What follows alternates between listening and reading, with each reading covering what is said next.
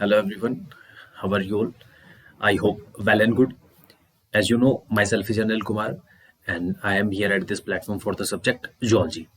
So हम regular session में biomolecule के सेगमेंट को डिस्कस करते हुए आ रहे थे, ठीक है। उसमें हमने इनसाइड कंटेंट में कुछ एक पॉइंट्स जैसे कि dynamic state of living constituents को पढ़ा था, ठीक है। उसी सीरीज में आज हम पढ़ने वाले हैं the living state and enzymes, ठीक है। यानी कि लिविंग स्टेट होती क्या है और एंजाइम क्या होते हैं, ठीक है। लिविंग स्टेट का मतलब क्या होता है और एंजाइम का मतलब क्या होता है, वो हम आज के इस सेशन में पढ़ने वाले हैं, ठीक है। सो मैं आपको क्लियर कर दूं, एंजाइम जो होते हैं, हमने देखो लास्ट सेक्शन में जो लास्ट सेशन जो था हमारा, उसमें हमने ये सब चीजें देख ली थी। यानी कि हमने डायनेमिक स्टेट को डिस्कस करा था, ठीक है। और उसमें देखा था कि डायनेमिक स्टेट जो है वो बॉडी में मेंटेन रहती है, ठीक है, थ्रू आउट द लाइफ। और उसे मेंटेन करने के लिए हमें हमारी बॉडी में कंटिन्यू रखना पड़ता है मेटाबॉलिक एक्टिविटीज को, ठीक है। यानी कि बहुत सारी मेटाबॉलिक एक्टिविटीज जिनमें हमने कैटाबॉलिक और एनाबॉलिक दो कैटेगरीज को देखा था, ठीक है। वो सारी कंटिन्यूअस एक रेगुलर मैनर में चलती हुई होनी चाहिए, तभी हमारी बॉडी की स्टेट जो है वो मेंटेन रहती है, डायनेमिक स्टेट, ठीक है। तो लिविंग स्टेट क्या है? लिविंग स्टेट का मतलब क्या है? लिविंग स्टेट का मतलब है कि state when all the vital activities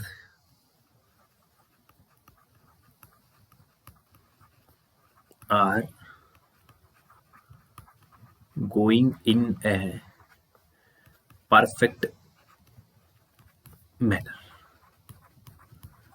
मेरे कहने का मतलब है कि मेटाबॉलिक एक्टिविटीज जो है ना, वो सारी की सारी एक्टिविटीज अगर एक परफेक्ट मैनर में कंटिन्यू रहती है किसी भी लिविंग सिस्टम में, तो उसे living state of that living body या लिविंग सिस्टम बोल देंगे, ठीक है। और इन सबको मेंटेन करने में सबसे बड़ा रोल रहता है हमारे एंजाइम का। यानी कि कोई भी रिएक्शन है, कोई भी रिएक्शन है, जैसे कि ये वाली रिएक्शन है, हमने देखा था कि ये रिएक्शन जो है A+B से AB का फॉर्मेशन होता है, तो हमें कोई कैटलिस्ट चाहिए होता है, ठीक है। ये हमने लास्ट सेशन में देखा था, ठीक है। और वो कैटलिस्ट एक्चुअली प्रोटीन नेचर का कोई भी एक मेटाबोलाइट या बायोमोलिक्यूल या केमिकल कंपाउंड होता है, जिसे अपन एंजाइम बोल देते हैं, ठीक है।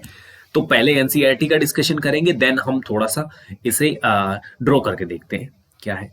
तो एनसीईआरटी में जो डिस्क्राइब्ड है वो हम डिस्कस करने वाले हैं। सबसे पहले हम डिस्कस कर रहे हैं द लिविंग स्टेट को, ठीक है। यानी कि लिविंग स्टेट क्या है। तो मैंने बताया कि लिविंग स्टेट जो बॉडी की है वो एक्चुअली क्या है, वो बहुत सारी एक्टिविटीज जो है, वाइटल एक्टिविटीज का कंटिन्यूएशन। तो लिविंग स्टेट का अपन बोल सकते हैं कि कंटिन्यूएशन ऑफ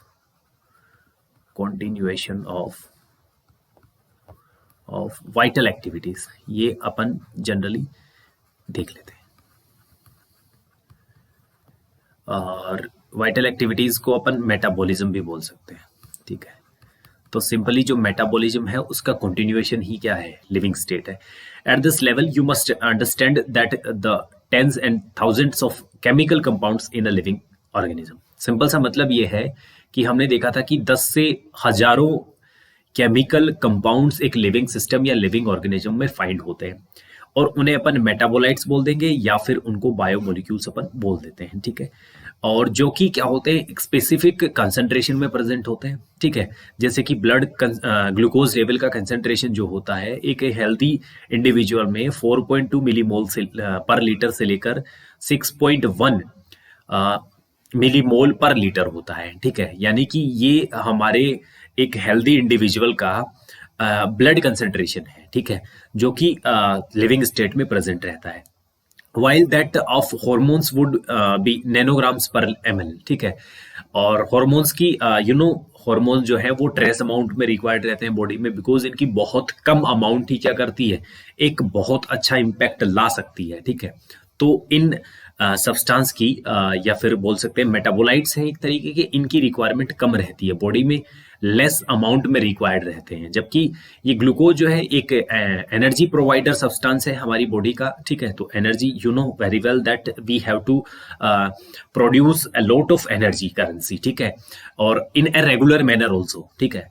तो रेगुलर मैनर में अगर हमें बहुत सारी एनर्जी की रिक्वायरमेंट रहती है तो वो हमारे फूड स्टफ से मिलती है हमें। और फूड स्टफ जो होता है वो अलग अलग तरीके का होता है, जैसे कार्बोहाइड्रेट्स को कंज्यूम करते हैं हम, प्रोटीन्स को करते हैं, लिपिड्स को करते हैं, लेकिन हमारी बॉडी की जो एनर्जी करेंसी है जो कि एक हमारे सर्कुलेटरी स्ट्रीम में फ्लो करती रहती है, वो है हमारा ग्लूकोज। ठीक है, नेक्स्ट है the most important fact of biological systems is that the living organisms exist in a steady state characteristic by the concentration of each of these biomolecules. Simple सा मतलब यह है, देखो स्टेडी स्टेट का मतलब क्या है, स्टेडी स्टेट का मतलब क्या है, जो कि हमने क्या देखा था, जो हमने डायनामिक स्टेट को डिस्कस करा था ना, वही यहां पर है। ये डायनामिक स्टेट को ही रिप्रेजेंट कर रहा है बेसिकली।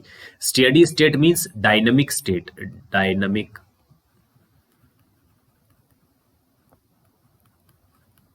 स्टेडी का मतलब होता है रेगुलर या कॉन्टिन्यूअस। ठीक है, अब यही सिस्टम है कि जो वाइटल एक्टिविटीज को हमने देखा था, जो कि हमारी बॉडी के डायनामिक सिस्टम को या स्टेट को मेंटेन करती हैं, वो इसी मैनर में बायोमोलिक्यूल्स उन सारी की सारी रिएक्शन में पार्टिसिपेट करते हैं। बिकॉज हमने देखा था कि किसी भी रिएक्शन में क्या जरूरी होता है, रिएक्टेंट और प्रोडक्ट बनता है और एक कैटलिस्ट जरूरी होता है। तो यहाँ पर रिएक्टेंट कौन है, हमारे बायोमोलिक्यूल्स है, कैटलिस्ट कौन है, हमारे एंजाइम्स हैं, और प्रोडक्ट कौन है, हमारे नए बायोमोलिक्यूल्स हैं। ठीक है, these biomolecules are in metabolic flux, any chemical और physical process moves spontaneously into equilibrium, यानी कि कोई भी फिजिकल प्रोसेस होती है वो कुछ समय बाद, ठीक है, after a fix time period, वो क्या कहाँ चली जाती है, इक्विलिब्रियम में चली जाती है। ठीक है, मतलब कि जो रिएक्टेंट और प्रोडक्ट हैं उनकी अमाउंट क्या हो जाती है, कांस्टेंट, फिक्स हो जाती है। ठीक है, बराबर हो जाती है, इक्वल हो जाती है। बट जो स्टेडी सिस्टम होता है, स्टेडी का मतलब हमने देखा था कि डायनामिक सिस्टम, इक्विलिब्रियम कहाँ बनता है, स्टैटिक सिस्टम में बनता है इक्विलिब्रियम। ठीक है, तो ये अपन नोट कर लेते हैं एक बार। यहां पर कुछ एक चीजें फिर से मैं बता देता हूं आपको। ठीक है, non steady system, sorry system, या इसी को अपन बोल सकते हैं डायनामिक, डायनामिक सिस्टम है। तो डायनामिक सिस्टम का कैरेक्टरिस्टिक क्या होगा, इक्विलिब्रियम क्या होगा, इक्विलिब्रियम यहां पर नहीं होगा। जबकि अगर स्टेडी सिस्टम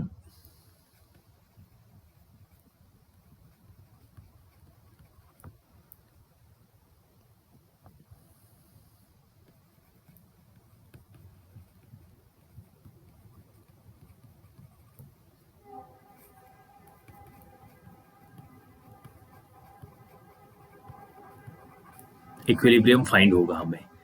ठीक है, यही तो लिखा है यहां पर। यहां पर क्या लिखा है, लिखा है कि स्टेडी सिस्टम,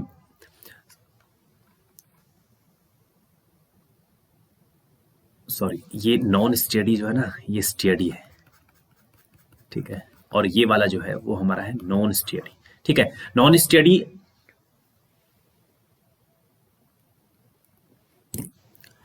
अगर सिस्टम जो है वो डायनेमिक स्टेट में होगा, यानी कि कॉन्टिन्यूअस रहेगा, मतलब कि जो स्टेडी सिस्टम मतलब कॉन्टिन्यूअस रहेगा, वहां पर इक्विलिब्रियम फाइंड आउट नहीं हो सकता। ठीक है, जबकि जो नॉन स्टेडी सिस्टम होगा, जो कि स्टैटिक होगा, कुछ देर बाद कंसंट्रेशन जो है वो इक्वल हो जाती है about the reactant and the product. ठीक है, वहां पर हमें इक्विलिब्रियम फाइंड होगा। ठीक है, जैसे कि मैं बात करूं, ये वाला रिएक्शन है A प्लस बी का रिएक्शन है, और ए बी, इसका 1 मोल है तो इसका 1 मोल, ये कंडीशन हमें फाइंड आउट नहीं होगी। जबकि यहाँ पर A प्लस बी का रिएक्शन जब होगा तो ए बी हमें फाइंड आउट होगा, और 1 मोल एंड 1 मोल, ये कंडीशन हमें फाइंड हो सकती है in case of steady system. ठीक है, यही डिस्कशन हमने इस स्टेटमेंट में करा है। तो फिर लिखा है one should remember from physics that systems at equilibrium cannot perform work। ठीक है, और जो स्टेडी सिस्टम है, यानी कि जो इक्विलिब्रियम है, इक्विलिब्रियम का मतलब क्या है, यहाँ पर प्रोडक्ट और हमारा जो रिएक्टेंट है, इन दोनों की कंसेंट्रेशन क्या हो गया, रिएक्टेंट इक्वल टू प्रोडक्ट हो गया। दैट मीन्स अब क्या होगा, अब ये रिएक्शन जो है फर्दर नहीं हो पाएगी। जबकि यहाँ पर क्या है, यहाँ पर reactant is not equal to product है इस कंडीशन में, तो यहाँ पर रिएक्शन जो है कॉन्टिन्यूअस होती रहेगी।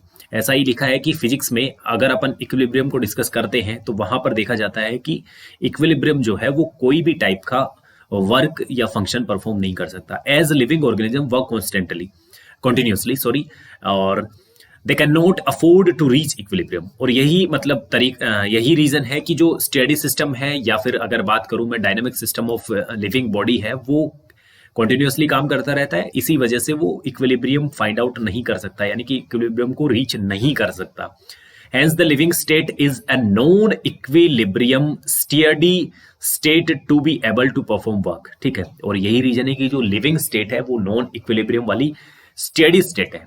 ठीक है, living process is a constant effort to prevent falling into equilibrium. ठीक है, और यही रीजन है कि जो इक्विलिब्रियम को फॉल होने से रोकता है वो है लिविंग प्रोसेस। ठीक है, लिविंग प्रोसेस क्या करती रहती है, कॉन्टिन्यूस इस इक्विलिब्रियम को होल्ड कर देती है, यानी कि इक्विलिब्रियम स्टेट आने से रोकती है। This is achieved by energy input, because जैसे ही कोई रिएक्शन कंप्लीट होने वाली होती है, जैसे कि ये रिएक्टेंट और ये प्रोडक्ट बनता है, इक्विलिब्रियम जैसे ही बनने वाला होता है उससे पहले हम इसे एनर्जी दे देते हैं, और एनर्जी जैसे ही हम यहाँ पर ऐड करते हैं नई रिएक्शन स्टार्ट हो जाती है। ठीक है, और नया प्रोडक्ट बन जाता है। इस टाइप से जो है कॉन्स्टेंटली ये चलता रहता है, कॉन्टिन्यूसली ये चलता रहता है। Metabolism provides a mechanism for the production of energy. Metabolism जो होता है वहां पर वेरी वेल एटीपी के फॉर्म में एनर्जी करेंसी मिलती है, जो कि यहाँ पर यूज करी जाती है। ठीक है, और ये प्रोसेस कंटिन्यूस चलती रहती है। Hence the living state and metabolism are synonyms। ठीक है, और यही रीजन है कि लिविंग स्टेट और मेटाबॉलिज्म जो है एक दूसरे के सिनोनिम है, यानी कि अगर लिविंग स्टेट है दैट मीन्स मेटाबॉलिज्म है, और मेटाबॉलिज्म है दैट मीन्स लिविंग स्टेट है। मतलब कोई एक नहीं होगा तो दोनों ही नहीं होंगे, यानी कि अगर मेटाबॉलिज्म नहीं है तो एनर्जी नहीं होगी, एनर्जी नहीं होगी तो लिविंग स्टेट मेंटेन नहीं होगी, और लिविंग स्टेट मेंटेन नहीं है दैट मीन्स मेटाबॉलिज्म नहीं पॉसिबल है। ठीक है, तो ये एक दूसरे के सिनोनिम है। Without metabolism there can not be a living state, यानी कि बिना मेटाबॉलिज्म के लिविंग स्टेट पॉसिबल नहीं है। और ये चीज मैंने बताई थी, देखो हमने डिस्कस करा था कि जो भी रिएक्शन होती है, जैसे कि हमने रिएक्शन का डिस्कशन करा था, उसमें देखा था कि एंजाइम जो है एक कंडीशन है ए वाली कंडीशन, एक है बी वाली कंडीशन। यहां पर हमने देखा था कि यहां पर एंजाइम जो है वो एब्सेंट है। ठीक है, और लेकिन यहां पर एंजाइम जो है प्रेजेंट है। तो हमने ये देखा था कि ये जो रिएक्शन है या फिर जो भी मेटाबॉलिक एक्टिविटी है वो इजी वे में बहुत जल्दी से कंप्लीट हो जाती है, लेकिन यहां पर ऐसा नहीं होता है। तो यही डिस्कशन हम आगे वाले सेक्शन में करने वाले हैं, बिकॉज एंजाइम्स जो होते हैं एक कैटलिस्ट का काम करते हैं। ठीक है, और वो कैटलिस्ट अगर बॉडी में नहीं होगा, एंजाइम्स क्या है, वर्क एज ए कैटलिस्ट। ठीक है, कैटलिस्ट के जैसे काम करते हैं। Almost all enzymes are proteins but all proteins are not enzyme. ठीक है, एक स्टेटमेंट लिखते थे, but all proteins are not enzymes. ये याद रखने वाला स्टेटमेंट है, यानी कि सारे के सारे एंजाइम तो प्रोटीन हैं, लेकिन सारे के सारे प्रोटीन एंजाइम नहीं हो सकते। There are some nucleic acids that behave like enzyme. ठीक है, न्यूक्लिक एसिड्स है, न्यूक्लिक एसिड क्या करते हैं, बहुत सारे न्यूक्लिक एसिड्स, जैसे कि फर्दर यहां लिखा है कि राइबोजाइम जो है वो एक एंजाइम की तरह एक्ट करता है, बिकॉज हो सकता है कि जैसे कि रिएक्टेंट है, यहाँ पर एक प्रोडक्ट बन रहा है, तो यहाँ पर कोई भी न्यूक्लिक एसिड आकर क्या कर देता है, इस रिएक्शन को इंड्यूस करा देता है। और ये रिएक्शन अगर इंड्यूस करा देगा कोई भी कंपोनेंट, तो उसे अपन क्या बोल देंगे, एंजाइम बोल देंगे। एंजाइम बेसिकली कैटलिस्ट का काम करते हैं। One can depict an enzyme by a line diagram। An enzyme like any protein has a primary structure, यानी कि जैसे कि प्रोटीन की प्राइमरी स्ट्रक्चर होती है वैसे ही एंजाइम की स्ट्रक्चर होती है, बिकॉज एंजाइम्स क्या है, प्रोटीन है।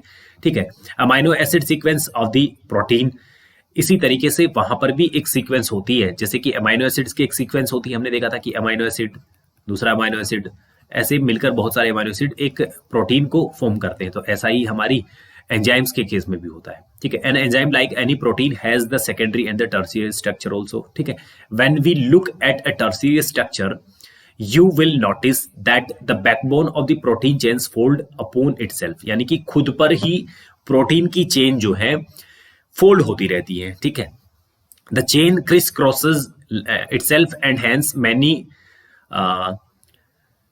क्रीवाइसेस और पॉकेट्स आर मेड, और इसी वजह से बहुत सारे पॉकेट्स बन जाते हैं इस क्रिस क्रॉस होने की वजह से, ठीक है।